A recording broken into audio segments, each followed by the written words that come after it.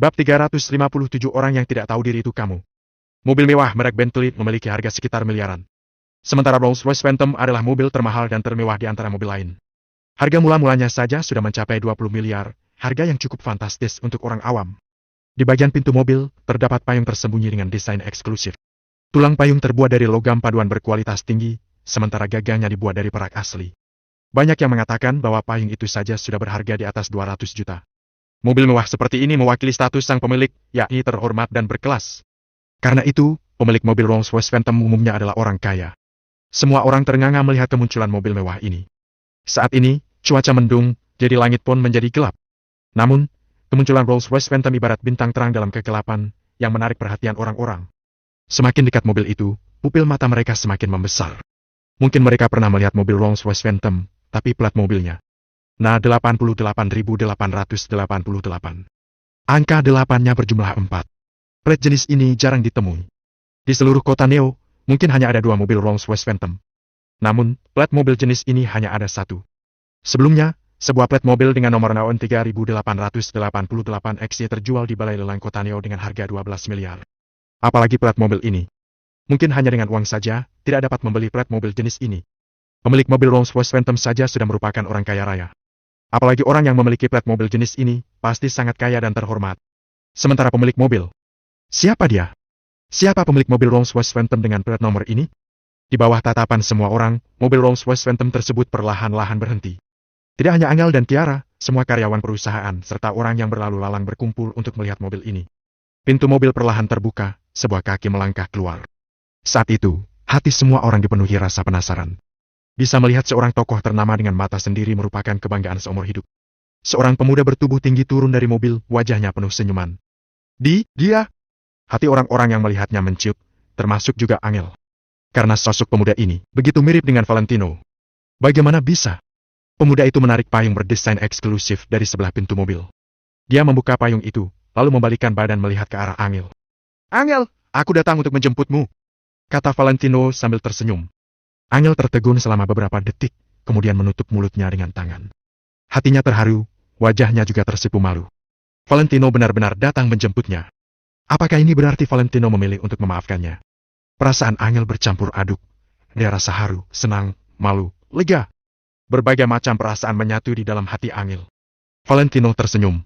Sosok Valentino yang berdiri di sebelah mobil dengan payung di tangan kanannya, terukir di hati Angel. Sementara itu, di sisi lain, ekspresi wajah Kiara berubah masam. 5 menit yang lalu, dia masih bisa mengejek Angel. Namun sekarang, sosok Valentino yang mengagumkan seakan menampar wajah Kiara. Apalagi kali ini, Valentino tidak menyetir mobil Bentley Malsen, melainkan Rolls-Royce Phantom. Terlebih lagi, ini adalah Rolls-Royce Phantom yang memiliki plat mobil berangka 8.888. Walau mungkin mobil ini bukan milik Valentino, melainkan mobil pinjaman, memangnya kenapa? Mobil semacam ini tentu saja tidak dapat dipinjam oleh orang biasa. Jika Valentino dapat meminjamnya, itu berarti Valentino memiliki kekuasaan. Kiara mulai undur. Kali ini, dia tidak berani mengejek Valentino maupun Angel. Sementara Valentino tidak memedulikan kehadiran Kiara. Dengan payung di tangannya, dia berjalan menghampiri Angel. Angel hanya terdiam, mata indahnya menatap Valentino yang sedang berjalan ke arahnya. Hatinya begitu terharu. Dasar bodoh. Kalau aku tidak mengingatkanmu, pasti kamu lupa bawa payung. Jangan menangis, ada aku di sini, kata Valentino sambil tersenyum. Dia mengulurkan tangan dan menarik Angel dalam pelukannya. Ucapan yang sederhana ini menggetarkan hati Angel. Saat itu juga, perasaan dalam hati Angel tidak dapat ditahan lagi. Dia pun menangis sambil memeluk Valentino. Wanita yang dikenal kuat dan tegar ini menunjukkan sisi rapuhnya untuk pertama kalinya di hadapan karyawan perusahaan. Namun, Angel tidak menyesal. Valentino, maafkan aku. Maaf. Aku seharusnya mempercayaimu, kata Angel. Sikapnya saat ini seperti Jenny yang semalam tidak henti-hentinya meminta maaf pada Valentino. Tidak apa-apa, semuanya sudah berlalu. Valentino tersenyum sambil menepuk-nepuk punggung Angel. Setelah itu, sorot mata Valentino berubah. Dia melihat ke arah Kiara dengan tatapan dingin. Tatapan mata Valentino bagai listrik yang siap untuk menyengat Kiara, membuat Kiara tidak dapat menghindarinya. Kamu. Kiara tertegun saat melihat perubahan sorot mata Valentino dan tidak tahu harus berbuat apa. Semua manusia memiliki otak, tapi sayangnya, kamu tidak memilikinya, kata Valentino dingin. Valentino melepaskan pelukannya terhadap Angel sambil menatap Kiara.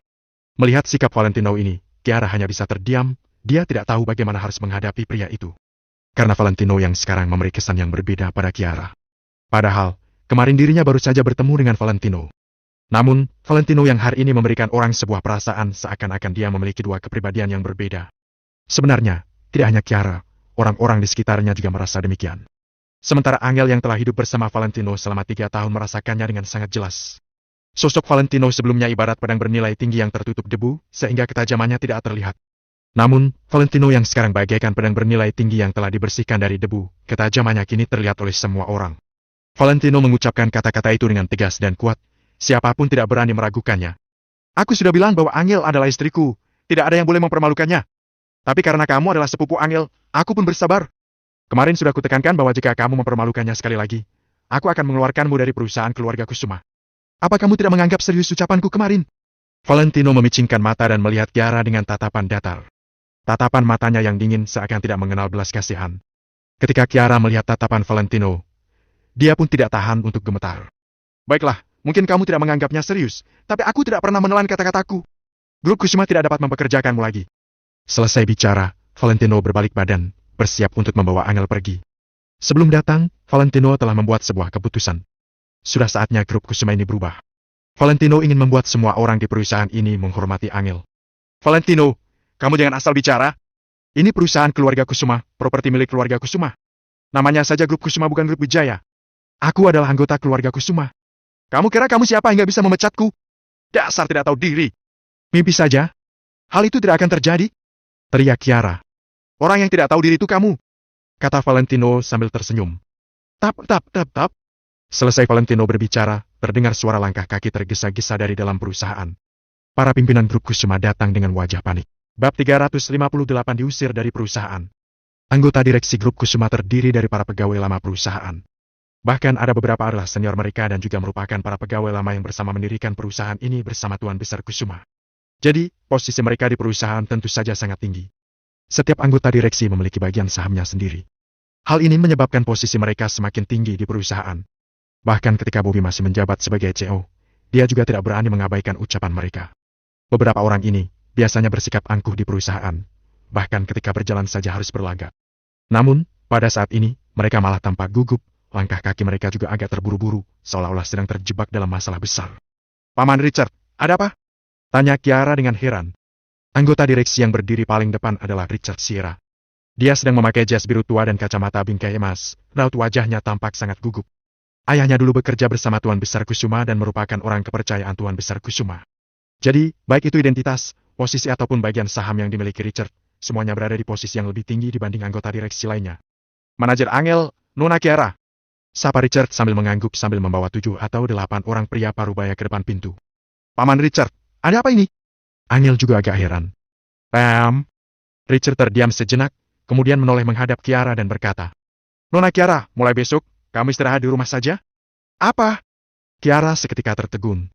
Begitu Richard selesai berkata, semua orang yang ada di sana, kecuali Valentino, termangu dalam sekejap mata.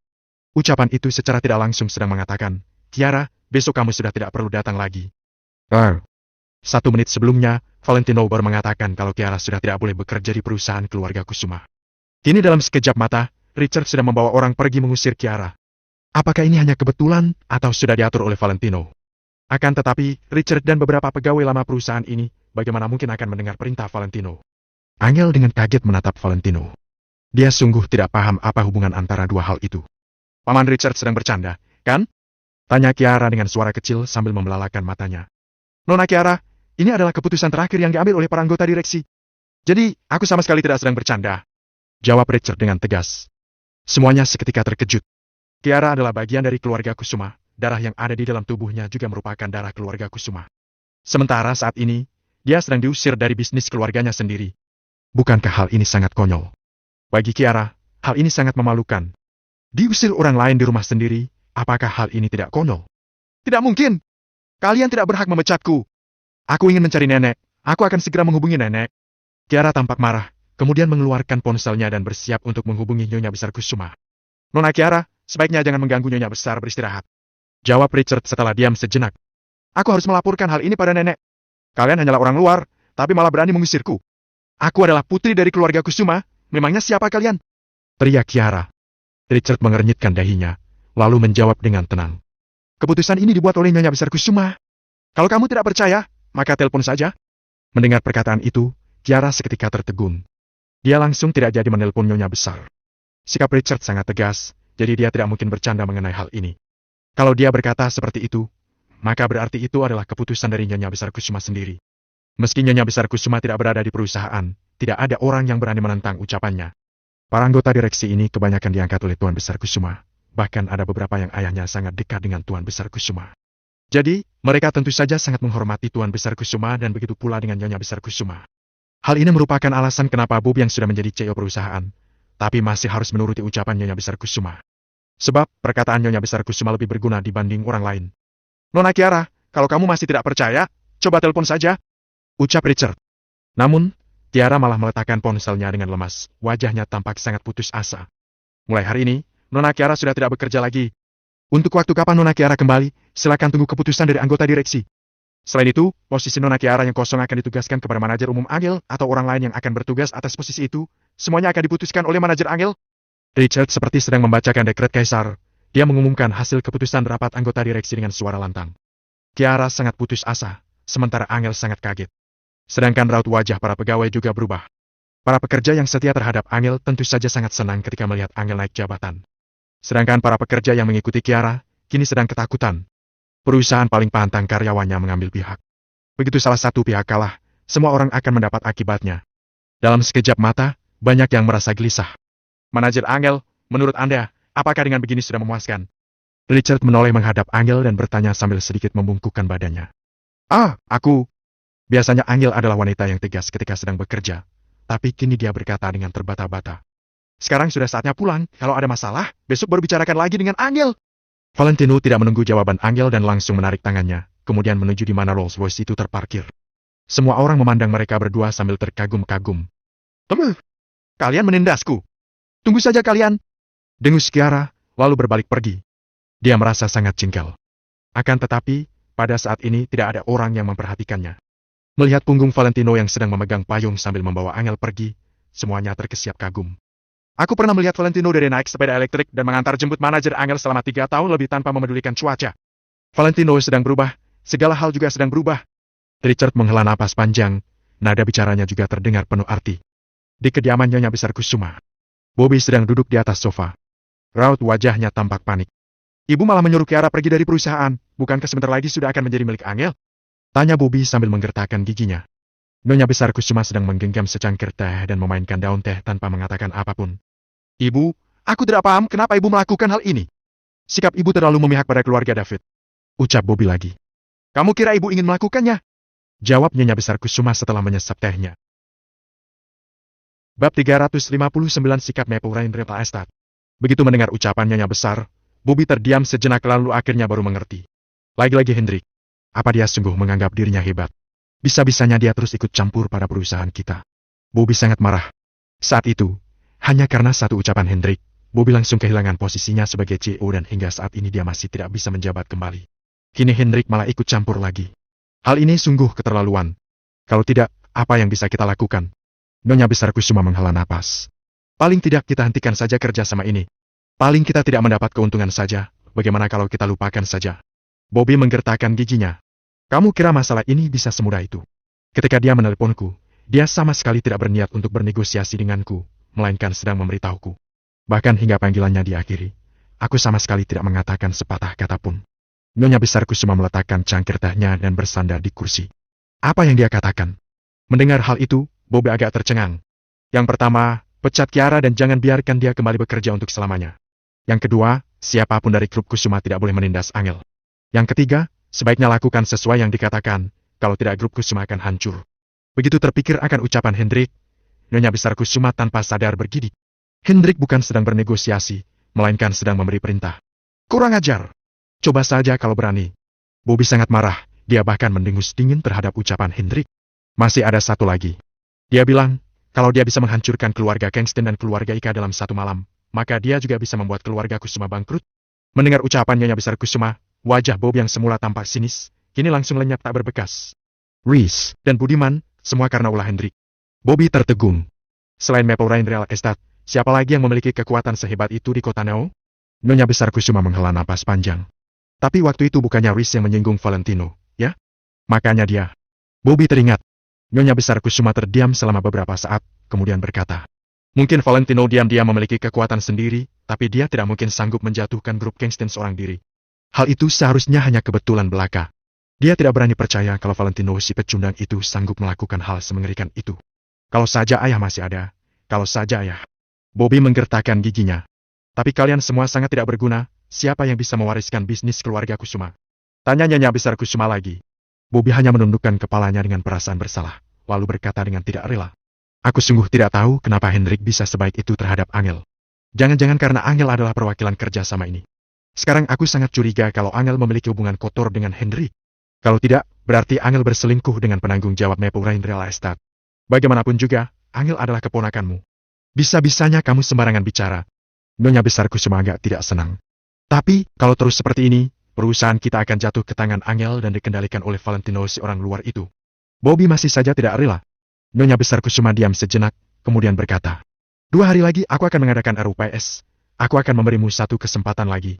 Mendengar ucapan itu, Bobby seketika gembira. Dia tahu kalau Nyonya Besar Kusuma lebih memihak padanya.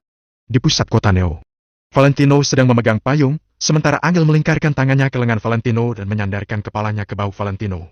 Hujan sudah semakin deras hingga bisa mendengar suara air hujan yang menghantam payung mereka. Dengan cahaya yang menyinari pantai Neo, mereka bisa melihat dengan jelas air hujan yang jatuh ke sungai. Orangnya cantik, pemandangannya indah, ditambah lagi dengan suasana yang menyenangkan. Valentino, hari ini kamu ikut aku pulang tidak? Tadi aku sudah beritahu ibu juga sangat senang dan sudah membeli sayur untuk makan malam nanti. Ucap Angel dengan santai. Valentino terdiam sejenak, lalu menjawab. Baiklah, aku akan pulang. Angel sangat gembira mendengar jawaban Valentino. Kemudian, dia pun mengangkat kepalanya dan menatap Valentino dengan serius, lalu bertanya. Beritahu aku, apa masalah mengenai Kiara tadi ada hubungannya denganmu atau tidak? Aku yang melakukannya. Valentino sama sekali tidak menutup-nutupinya. Sungguh, bagaimana kamu bisa melakukannya? Paman Richard dan yang lainnya kenapa bisa mendengar ucapanmu? Meski sudah menebaknya, Angel masih sulit mempercayainya. Angel, kamu jangan bertanya dulu. 1 bulan lagi, aku akan memberitahumu semuanya. Ketika kamu ulang tahun nanti, aku akan memberikan seluruh kota Neo kepadamu sebagai hadiah dariku.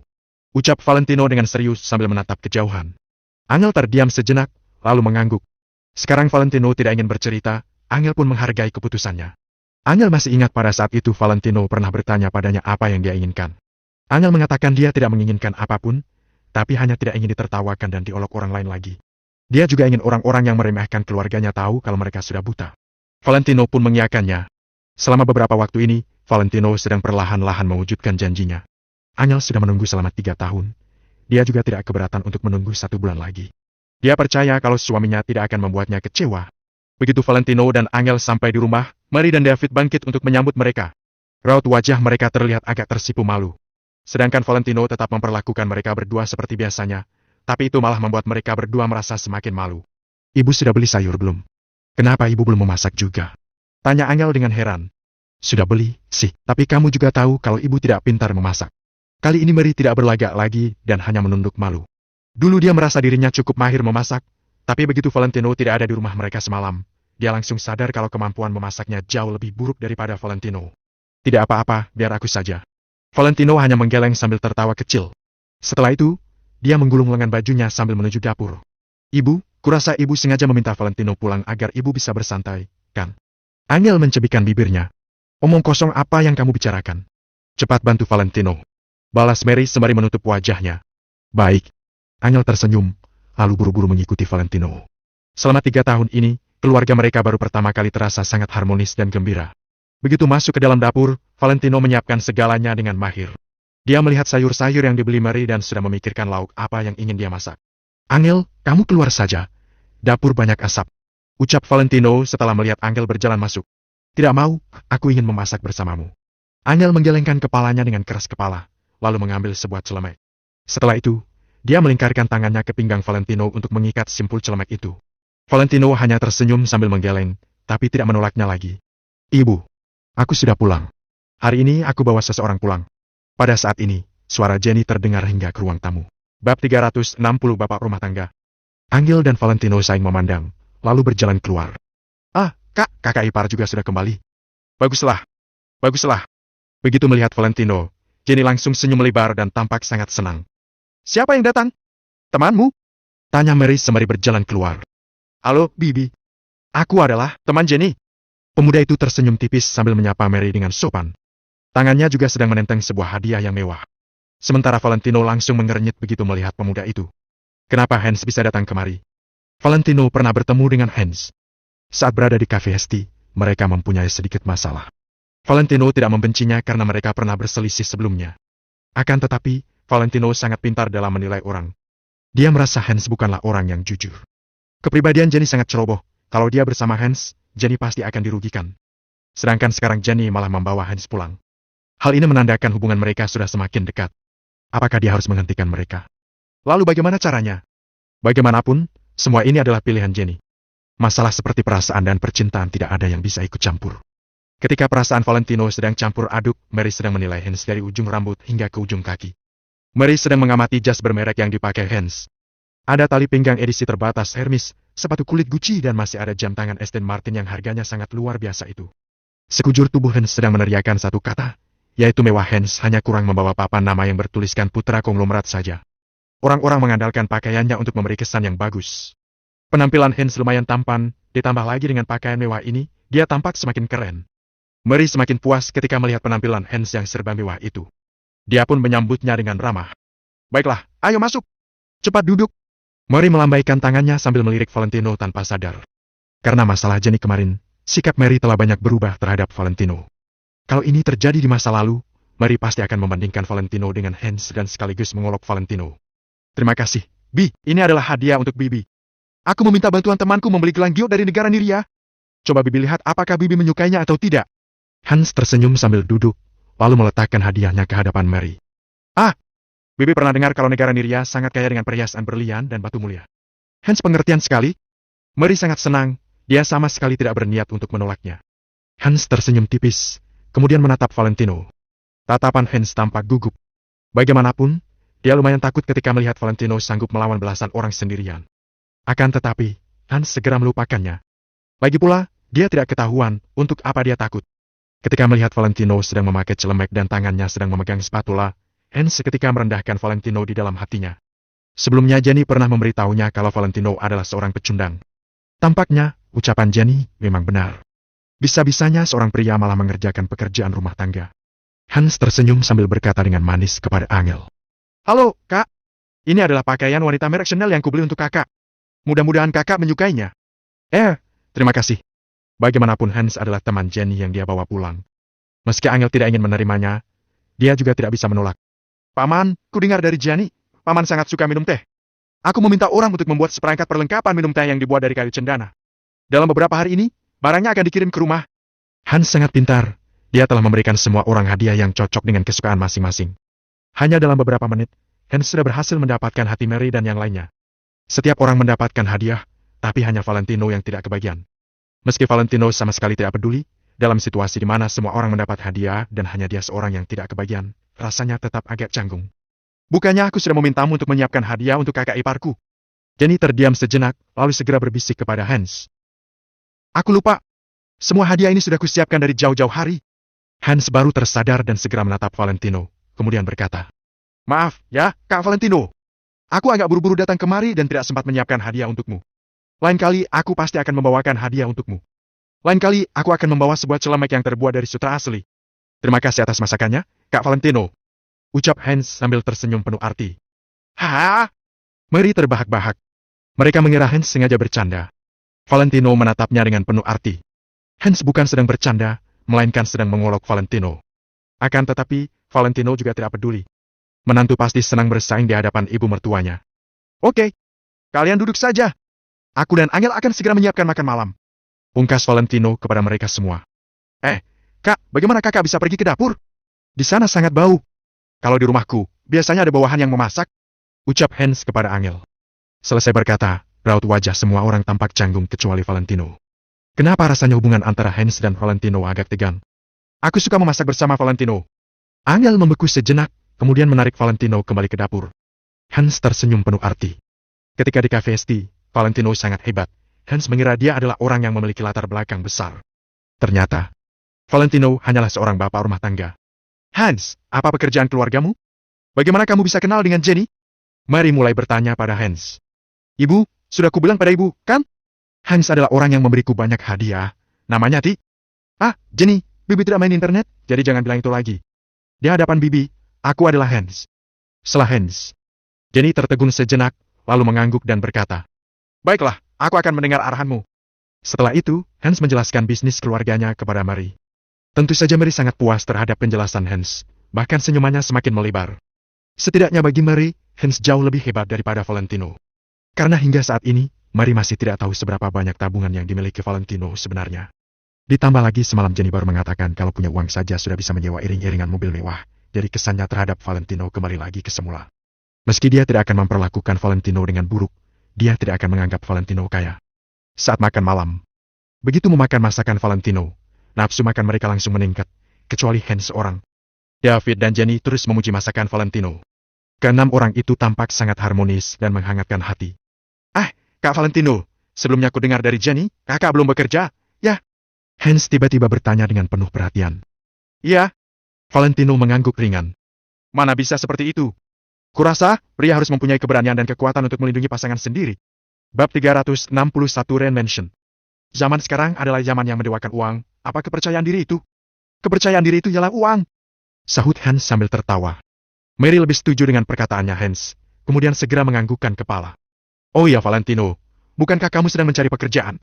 tanya Mary. "Ma, baru-baru ini Valentino bekerja sama dengan teman-teman di bisnis ponsel seluler. Ada pekerjaan untuk mendapatkan uang, jadi kamu tenang saja," jawab Angel sambil mengerutkan alisnya. Dia masih ingat dengan kejadian Valentino yang sebelumnya membawa satu mobil penuh dengan ponsel. "Itu bisa mendapatkan berapa banyak uang?" Mary menggeleng-gelengkan kepalanya. Kemudian, tiba-tiba bertanya, "Valentino, konvoi mobil mewah yang datang menjemputmu pada malam itu, sewaanmu, kan?" Hans yang mendengar itu merasa terkejut.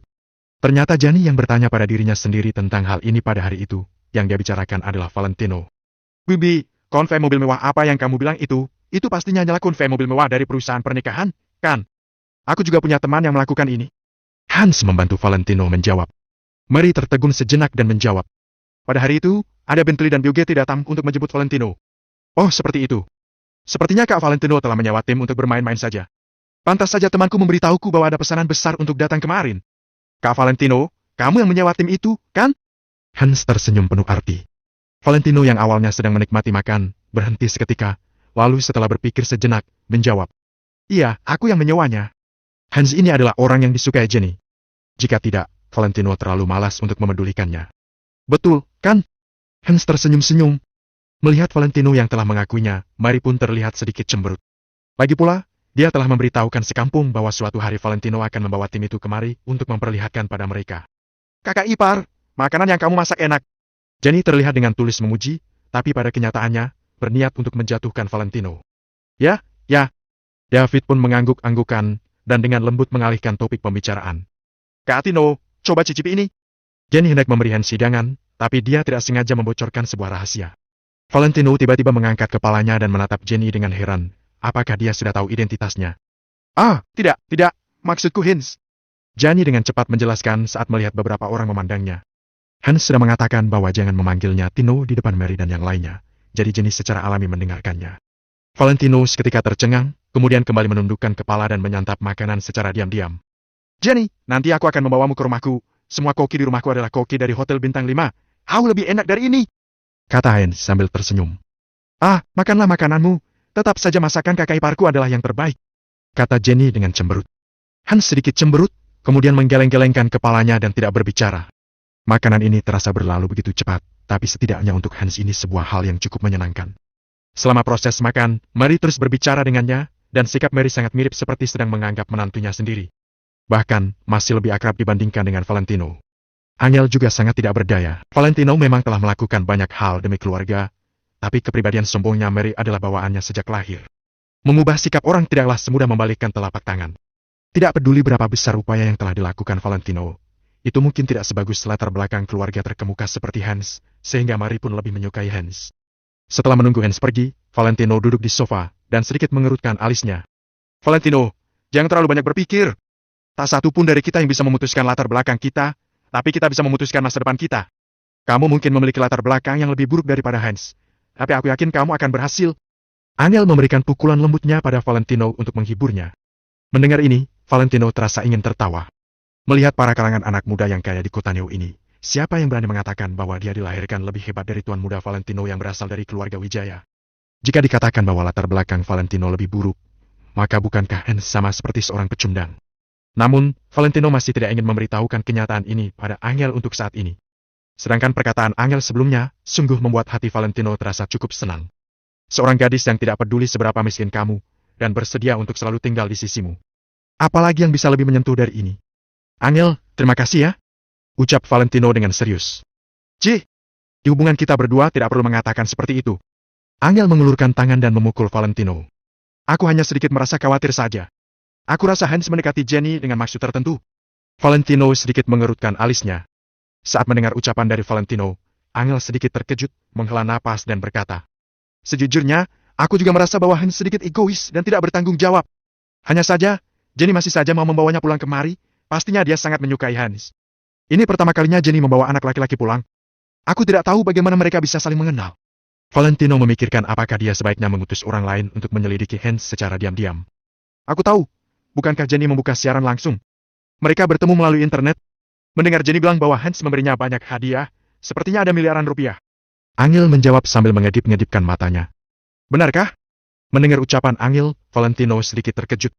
Di ruang siaran langsung Jenny, orang yang paling banyak memberikannya hadiah seharusnya adalah dirinya sendiri, kan?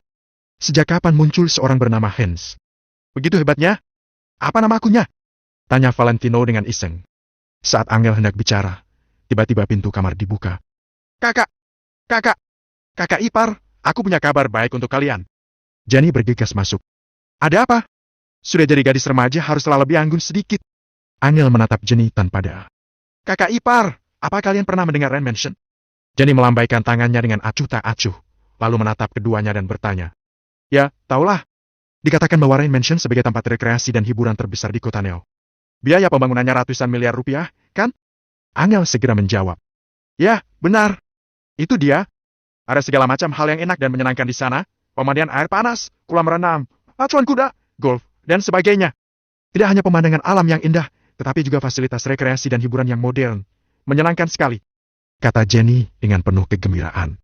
Namun aku dengar, bukankah itu milik grup gangster? Menghabiskan waktu 4 tahun untuk menyelesaikan pembangunannya. Sekarang grup gangster bangkrut, apa mungkin?